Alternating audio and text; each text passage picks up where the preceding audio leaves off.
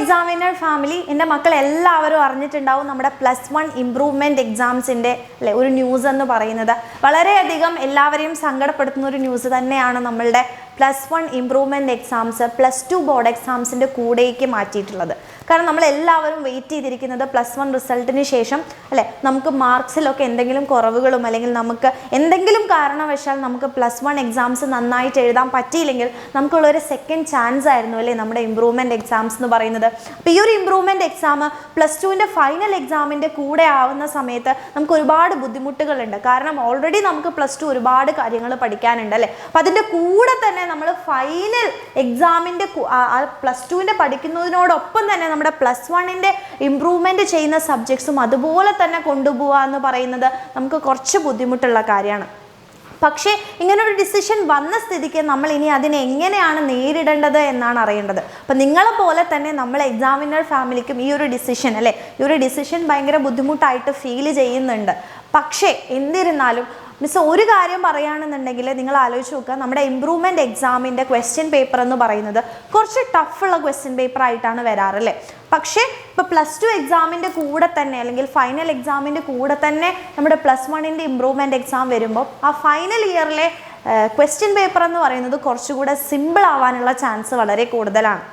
അപ്പം അത് മാത്രമാണ് നമുക്കൊരു ചെറിയൊരു ഹോപ്പ് ഇതിലുള്ളത്. അല്ലാതെ നമ്മൾ നല്ലപോലെ ഇംപ്രൂവ്മെൻറ്റ് എക്സാം കൂടെ +2ൻ്റെ ഫൈനൽ എക്സാമിൻ്റെ കൂടെ നമുക്ക് നല്ലൊരു മാർക്കോട് കൂടെ അല്ലെങ്കിൽ നിങ്ങൾക്ക് ഇമ്പ്രൂവ് ചെയ്യണം എന്നുണ്ടെങ്കിൽ നമ്മൾ എന്ത് ചെയ്യണം, ഇപ്പം തന്നെ പഠിച്ചു തുടങ്ങേണ്ടി വരും അല്ലേ. ഇപ്പം തന്നെ നമ്മൾ ആ +1 മറക്കുന്നതിന് മുമ്പ് കുറച്ച് റിവൈസ് ചെയ്ത് തന്നെ പോയാൽ മാത്രമാണ് നമുക്ക് അവസാന നിമിഷത്തേക്ക് അല്ലെങ്കിൽ നമുക്ക് +2ഉം +1ഉം ഒരുമിച്ച് പഠിക്കുക എന്ന് പറയുന്നത് നമുക്ക് ഒരുപാട് ബുദ്ധിമുട്ടുകൾ നേരിടേണ്ട ആ സമയത്ത് വരും. അപ്പോൾ അതുകൊണ്ട് തന്നെ നമുക്ക് എപ്പോഴൊക്കെയാണോ ഒഴിവുകൾ കിട്ടുന്നത് അപ്പോഴൊക്കെ നിങ്ങൾ എന്ത് ചെയ്യുക, നമ്മളുടെ ഏതൊക്കെ സബ്ജക്ട്സാണ് നിങ്ങൾക്ക് ചെറിയൊരു ഐഡിയ ഉണ്ടാവുമല്ലോ, ഏതൊക്കെ സബ്ജക്ട്സ് എനിക്ക് ഇമ്പ്രൂവ് ചെയ്യേണ്ടി വരും എന്നുള്ളത് നിങ്ങൾക്ക് കുറച്ചൊക്കെ അറിയുന്നുണ്ടെങ്കിൽ അതൊക്കെ ഒന്ന് പ്രിപ്പയർ ചെയ്ത് വെക്കുക. ഇനി പ്രത്യേകിച്ച് മിസ് പറയാനുള്ളത് നമ്മുടെ +2 ഈ +1ൻ്റെ എക്സാം അല്ലെങ്കിൽ ഇമ്പ്രൂവ്മെൻറ്റ് എക്സാം വരുന്നു എന്ന് വിചാരിച്ച് നിങ്ങൾ +2 ഉഴപ്പാൻ വേണ്ടി പാടില്ല. +2 പഠിക്കേണ്ട സമയത്ത് നിങ്ങൾ എന്തായാലും എന്ത് ചെയ്യാം മക്കളെ, +2ലെ സബ്ജക്ട്സ് തന്നെ പഠിച്ചു പോകുക. അത് അപ് ടു ഡേറ്റ് ആയിട്ട് പഠിച്ചു പോകുകയാണെങ്കിൽ നിങ്ങൾക്ക് അത്ര ബുദ്ധിമുട്ട് വരില്ല. നമ്മൾ പിന്നീടിലേക്ക് മാറ്റി വയ്ക്കുകയാണെന്നുണ്ടെങ്കിൽ ഇത് എല്ലാം കൂടി ചേർന്ന് നമുക്ക് +1 ഇമ്പ്രൂവ്മെൻറ്റും +2ഉം ഇല്ലാത്തൊരവസ്ഥ വരും. അപ്പോൾ അതുകൊണ്ട് +2 എന്ന് പറയുന്നത് നിങ്ങൾ ക്ലാസ്സിനനുസരിച്ച് തന്നെ പഠിച്ചു പോവുക. എല്ലാ കാര്യങ്ങളും അപ് ടു ഡേറ്റ് ആയിട്ട് പഠിച്ചു പോയാൽ മാത്രമാണ് നിങ്ങൾക്ക് ആ ഒരു ബേർഡൻ ഇല്ലാതെ ഫീൽ ചെയ്യുള്ളൂ. അതുപോലെ തന്നെ നിങ്ങൾക്ക് +1 ഇപ്പോൾ നിങ്ങൾക്ക് എന്തെങ്കിലും ലീവുകളോ അല്ലെങ്കിൽ നമ്മുടെ ക്രിസ്മസ് ഓണം എക്സാംസിൻ്റെ ആ ലീവുകളൊക്കെ കിട്ടുന്ന സമയത്ത് അപ്പോഴൊക്കെ കൂടുതലും എന്ത് ചെയ്യുക, +1ലേക്ക് ഫോക്കസ് ചെയ്യാൻ വേണ്ടി ശ്രമിക്കുക.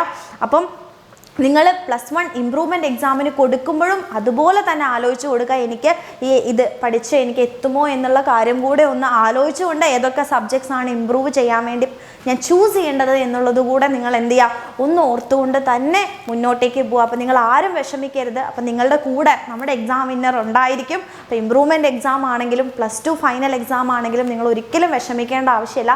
നമ്മൾ കൂടെ തന്നെ ഉണ്ടാവും. നമ്മൾ ഒരുമിച്ച് ഈ ഒരു പ്രതിസന്ധി നേരിടുന്നതായിരിക്കും. ആൻഡ് ഇതിനെ നമ്മൾ എന്തായാലും മറികടന്നിരിക്കും. ഓക്കെ, അപ്പോൾ എൻ്റെ മക്കൾ ആരും വിഷമിക്കരുത്. എല്ലാവരും എന്ത് ചെയ്യുക, ഒന്ന് അല്ലേ സങ്കടമാണെന്നുണ്ടെങ്കിലും നമ്മൾ ഹാപ്പി ആയിട്ടിരിക്കുക. നമ്മൾ എന്ത് പ്രതിസന്ധിയും എന്ത് ചെയ്യുക നേരിടാൻ നമ്മൾ സജ്ജരാവണം എന്ന് പറയില്ലേ. അപ്പോൾ അതുപോലെയാണ്. അപ്പോൾ നമുക്ക് ഒരുമിച്ച് നമ്മുടെ +1 ഇംപ്രൂവ്മെൻറ്റ് എക്സാമും അതുപോലെ തന്നെ +2ൻ്റെ എക്സാമും നമുക്ക് തകർത്ത് തന്നെ പഠിക്കാം. അപ്പോൾ എല്ലാവരും നമുക്ക് അടിപൊളിയായിട്ട് ഒരുമിച്ച് തന്നെ പോകാം.